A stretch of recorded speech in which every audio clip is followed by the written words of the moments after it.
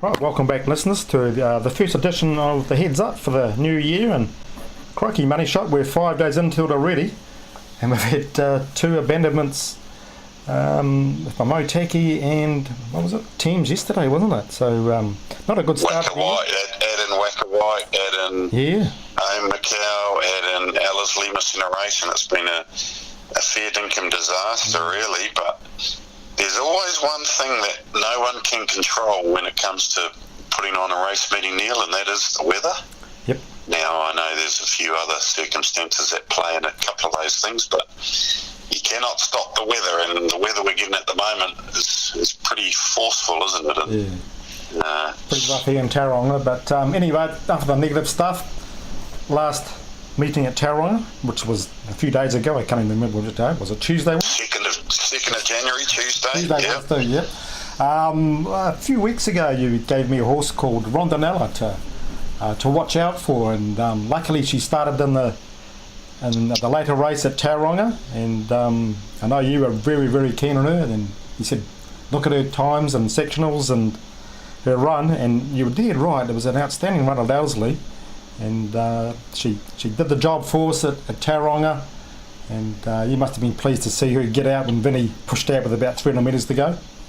Absolutely, yeah. For the sake of those subscribers who signed up to the Punters Club, it was a pleasing result, and I think if you got on at 41s in the Oaks, and now $10 now, so you're already feeling like you've sort of half-backed a winner before the race has even been run. But you'd think more improvement to come. I did see Roger James say he wasn't convinced she was a 2,400 metre horse, so that'll be interesting to see what happens. But I think Avondale at the end of the month, and then on to the Sir Tristram Classic at Te Rapa, and then I guess probably get a better gauge by then as to what path she'll take later in the autumn. Yeah. No, I think she did relax really well then. If she relaxes that way over, say, 2,000 metres in the Sir Tristram at Te Rapa, now she'd see it out all right, and her breeding suggests she might. So I'm just hoping he sticks on the path to the Oaks, and a horse that we were both impressed with early on in his career, Demonetisation. He also won at Tauranga. Didn't he win well on New Year's Day? Yeah, you'd have to say he's definitely the horse to beat now in the Derby. 3 wins out of 4 starts, I think, is his record.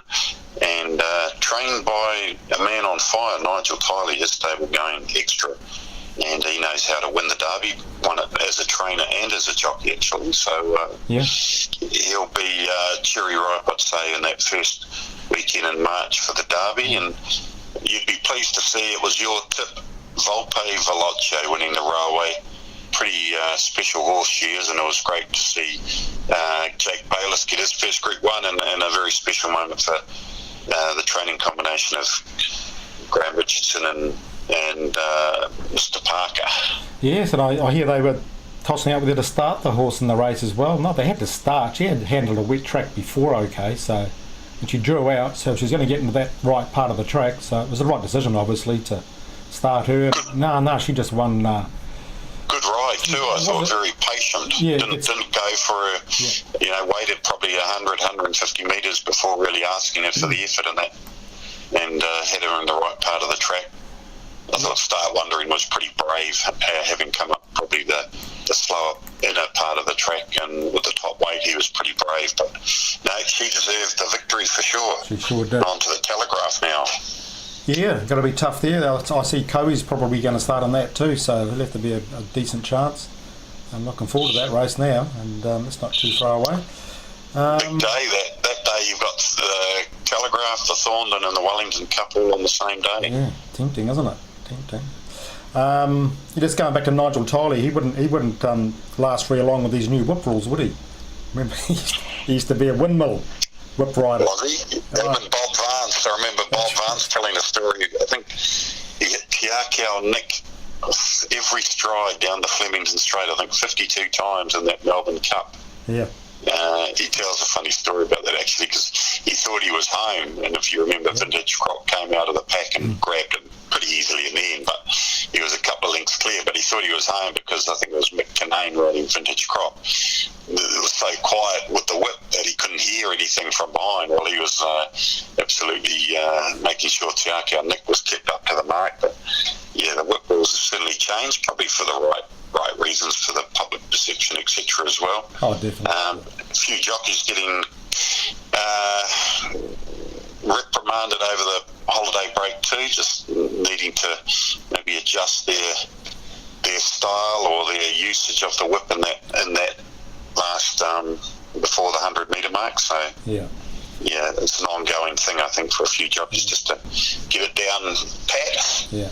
It must be hard though, because adrenaline's racing, you're concentrating on what your horse is doing and what others are doing, and it's easy to forget, where to use the whip and how long you can use the whip for. But maybe the more experienced riders like Innes and those sort of riders, Jonathan Parks, although he got fined, didn't he, in the Livermore, but those sort of riders there, the ones to sort of stick with in the big races.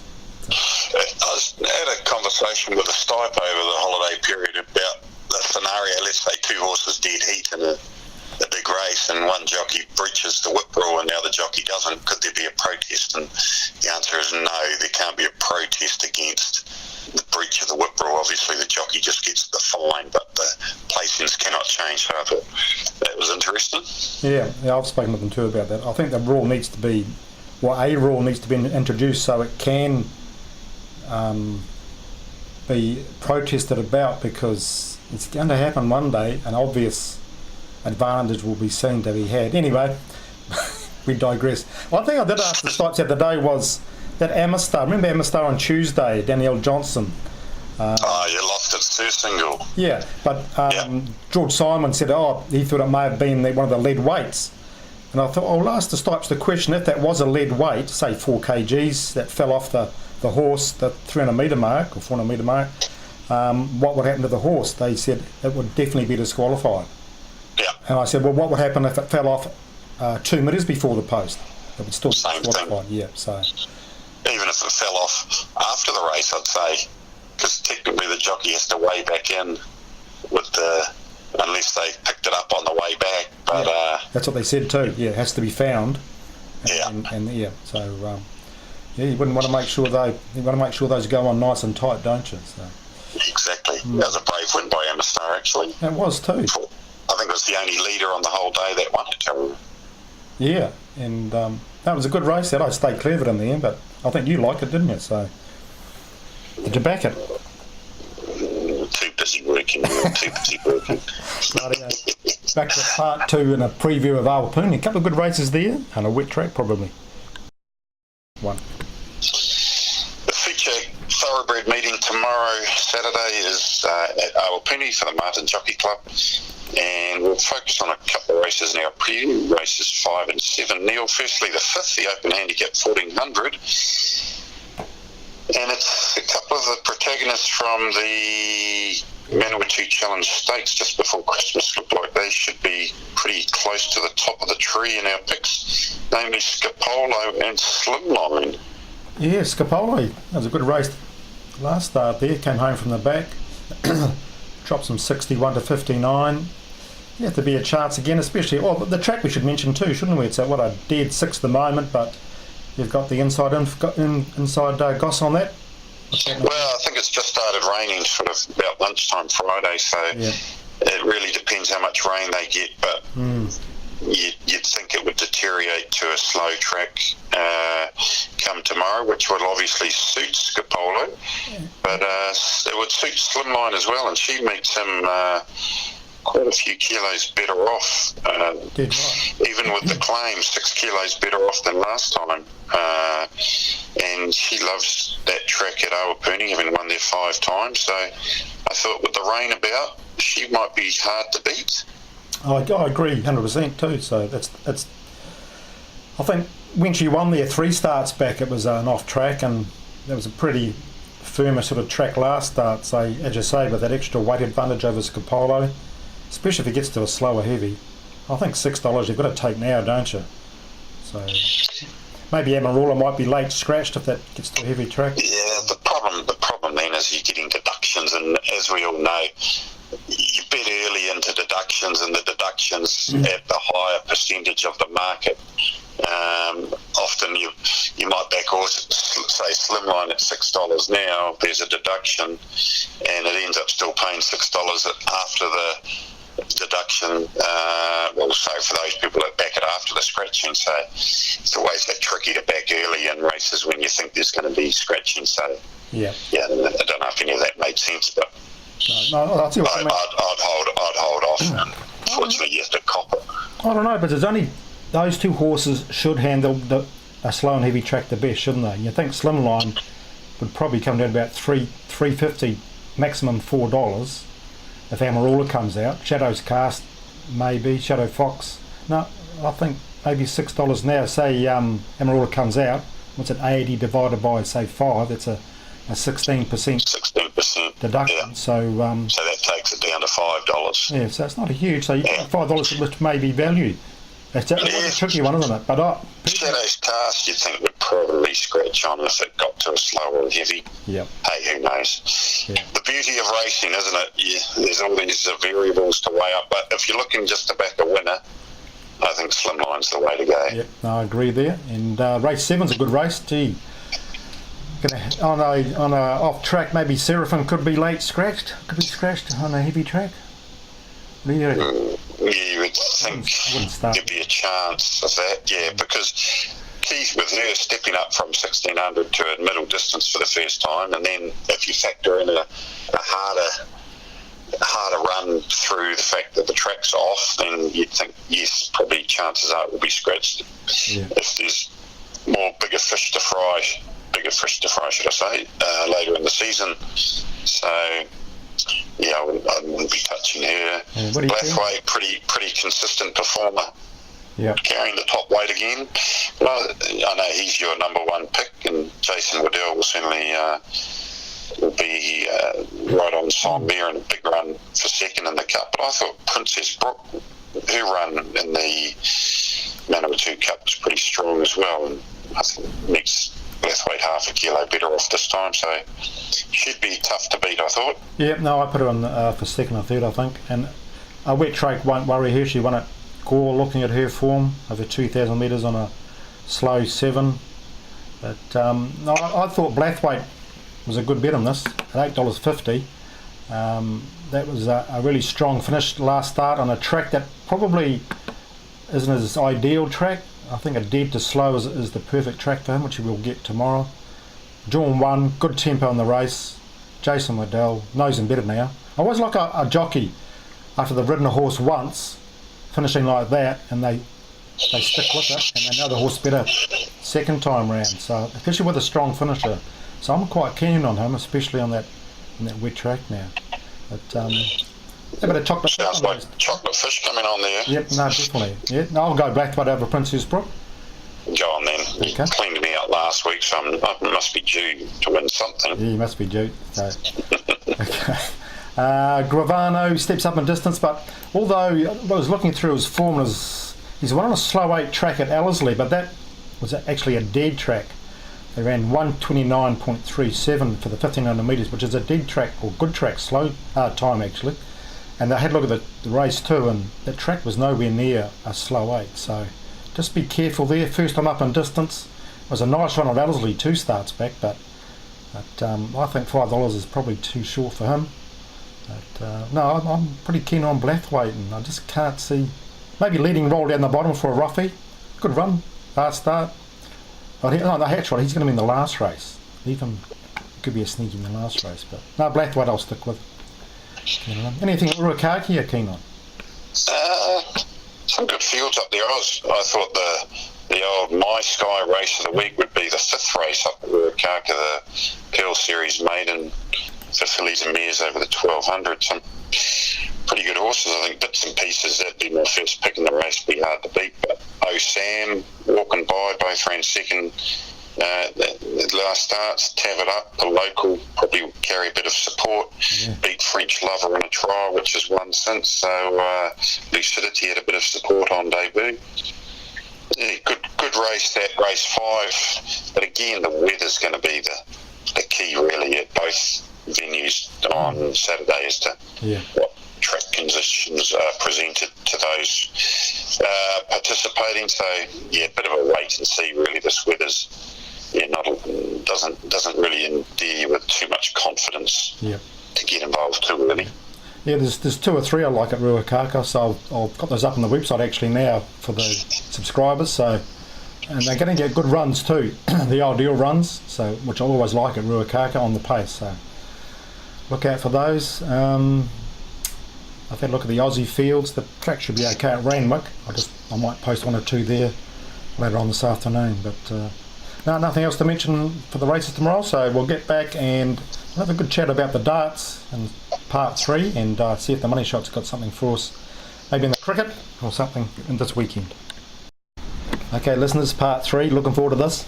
Now, last week, the money shot and myself too, we both were on the same boat. We thought Van Gerwen was a race course certainly to win that World Championship of Darts, but it wasn't to be, was it, money shot?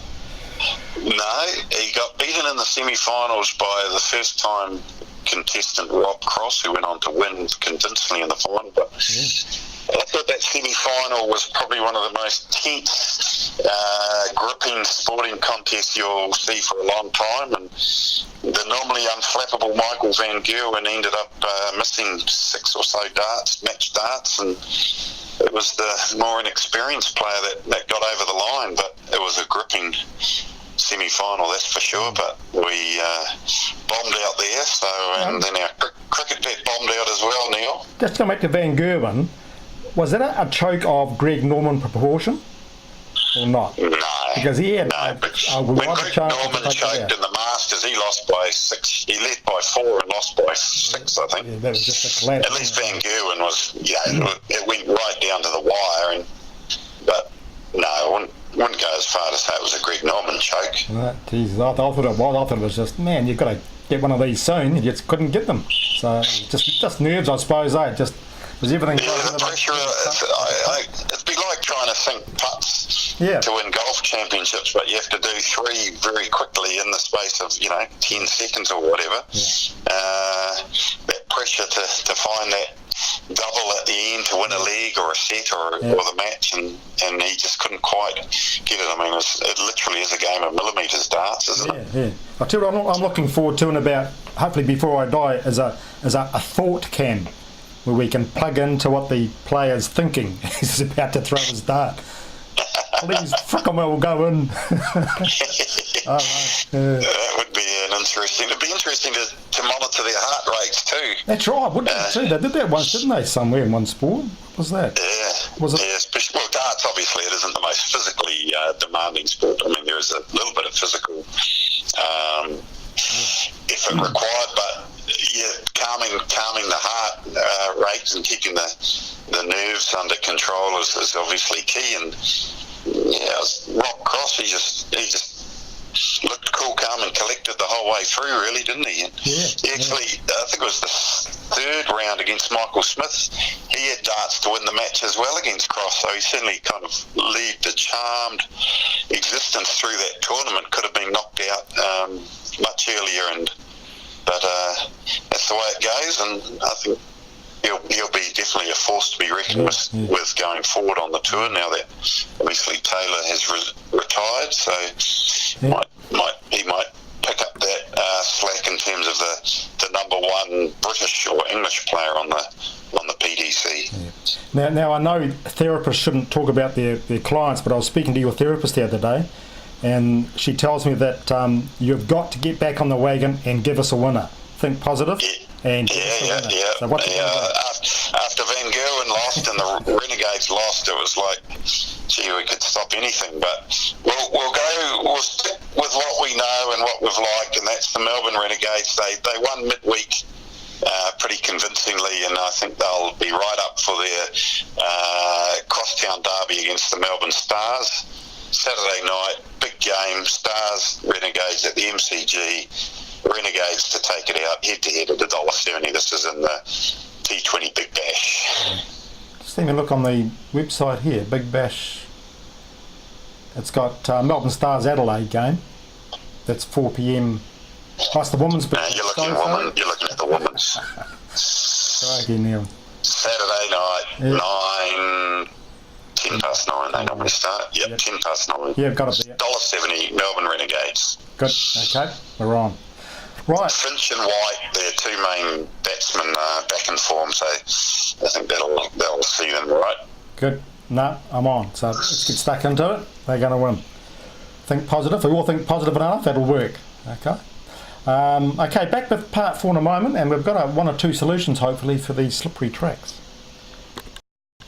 The fourth and final part of the first edition of Heads Up 2018, Neil. I think, obviously, most people are going to know the topic that's hot on everyone's lips is tracks. How do we get away with less abandonments and less horses slipping and tracks being unsafe?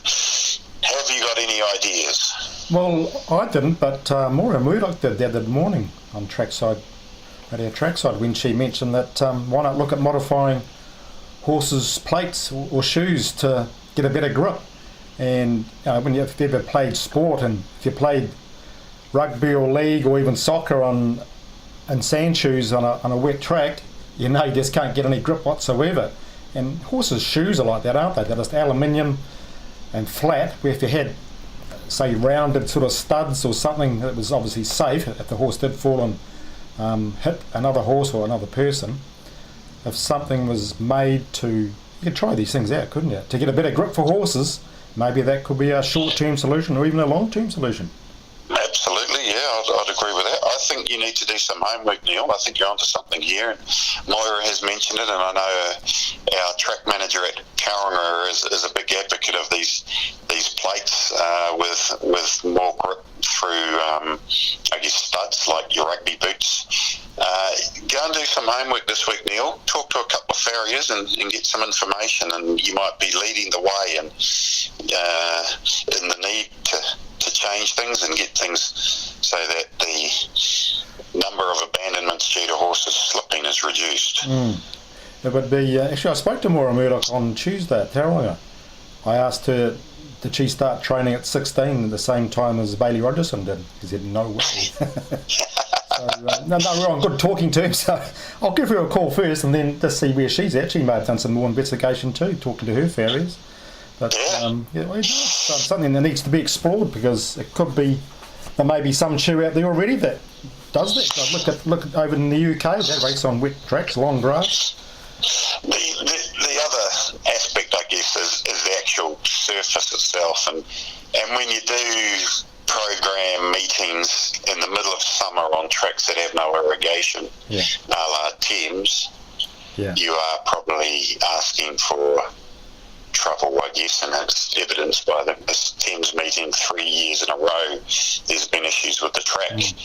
So that's another thing that probably has to be looked at, and the actual surface and the Strathair word keeps coming back, and I think you've done a bit of research on Strathair tracks as well.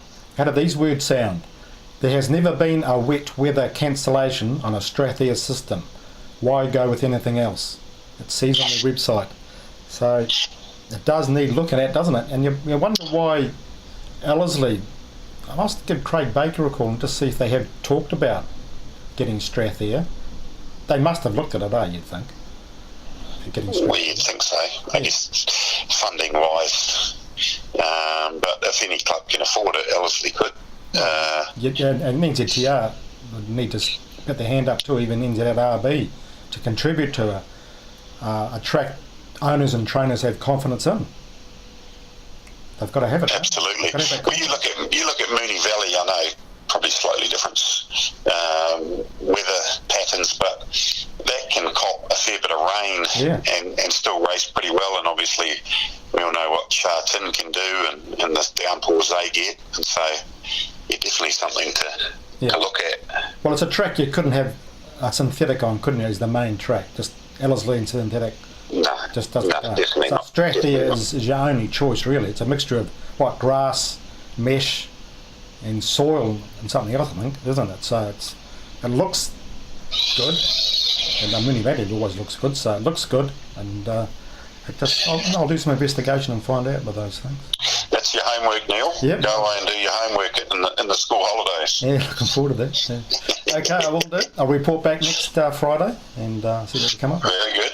Yeah, we better give away some money, shall we? Yeah, well, I tried to give it away last week, but young Steve apologised. He didn't send me through his bet on Boxing Day, which he asked to postpone from the previous day, I think it was. So the Saturday. Yeah. So he'll go again on Saturday. Plus, we've got another one people can win as well. So what are you going to give to us this week?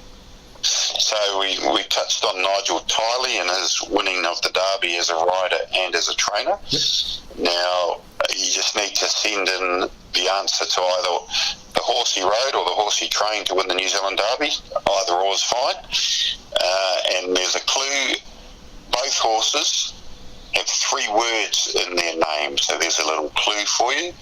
Hopefully you can rack your brains to remember either the horse that Nigel rode to win the Derby or trained to win the Derby. Get those entries in to Neil by 9 o'clock tonight, either by text or email. Yep, 027 352 6402 or formpro@formpro.co.nz, and my wife will draw out the lucky person. And what's your name? It could be a few $100 richer, hopefully, by Saturday night. Probably Okay, due, aren't we? Due to find we definitely a are. multi-comp winner. So we've got two goes tomorrow, so see if they can come up trumps.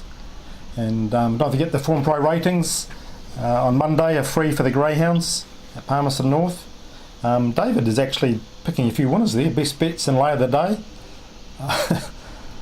He had the best bet going last Monday in that one, and his lay of the day actually got up and beat his dog by a nose that he had a big multi finishing on. So Oh, yeah. he's a bit peeved, but we've all been through that. So anyway, David, try the Money Shots Counsellor, which is very nice on here. So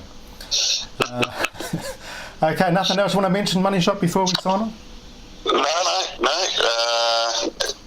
Early markets are out for the 2 Cracker Million races, I see. So they're not far away now, 3 weeks away. Next week will be first week of the Wellington Carnival. So things are hotting up again, and it just keeps on rolling on, doesn't it? Yeah, it sure does. No, I was going to go out to the cricket, the 2020 here on the other night, but when the Black Caps got a cricket score, 200 and something runs, it was just a waste of time going to watch that second half. What did the Windies get in the second half? You know, I didn't. I turned it off. I think they got 100, just over 100, didn't they? Yeah, they'll be I was supposed to be going as well, and I thought the weather wasn't looking the best, so I flagged it. But it's good facility, that Bay Oval. I did go to a day-night game of the Super Smash before Christmas, and it's very pleasant viewing facility. Yep. What's your thought on the other controversy, the Tui Catch a Million promotion? Yeah, it makes it interesting watching anyway. People diving left, right, and centre, but It's not a good look though if you ended up, hurting some young child or something. I think they need to amend it some way. Unfortunately, in today's world, maybe just have a zone where only people with the right orange jerseys based, and or maybe just others where there's complete family zones where no orange people can be based. So that's a good point. Yeah. Bit like the rugby, Sevens rugby, but they're going to have family zones. Exactly, the party zone and the family zone, that sort of thing. That's a good solution. Yeah, so they can dump and dive wherever they like, knowing that they've got to look out for. Yep, they sign a waiver saying, "Yep, we're prepared to get hurt if someone like you or I jumped all over the top of them to try and catch one." Yeah, and I wouldn't want you falling on top of me, chasing $50,000. Crikey, thanks for that, Neil. That's all right. Okay. Right, our punters. Good luck for the weekend, and I hope you make plenty of money, and especially our lucky multi-question winners too. Come on, get us a winner.